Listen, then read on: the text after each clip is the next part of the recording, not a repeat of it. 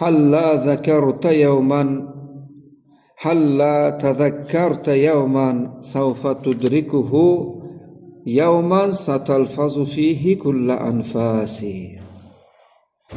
Sen yaqinda bir kuning bor.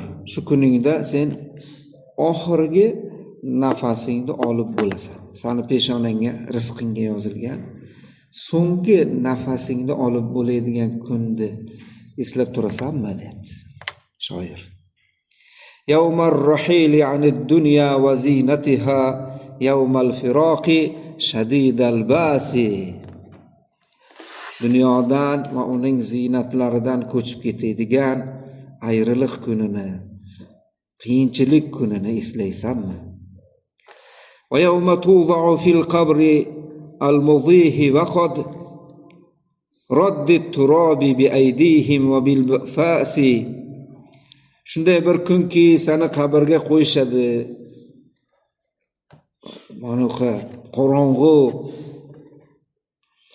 qo'rqinchli qabrning ichiga solishadi va qo'llari bilan tuproqlarni tortib ko'mishadi va anaqa ketmon lapatga bilan to'proqni tortishadigan kunni eslaysanmi? Va yawma tub'asu wal ardu ma'ijatun wash-shamsu muhriqatun wa tadnu min ar-rasi. Tirilasan, yer to'la bo'ladi insonlarga. Va quyosh qizdirib turibdi. Shu quyosh boshingni yonginasida turibdi.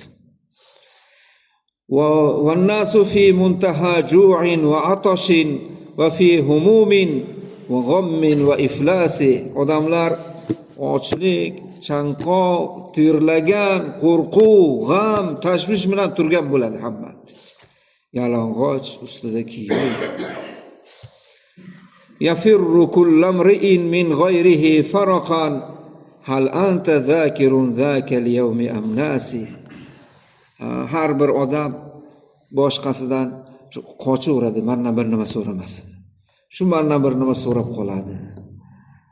Hech kunlarni eslaysanmi? Yo unutib o'rganmisan?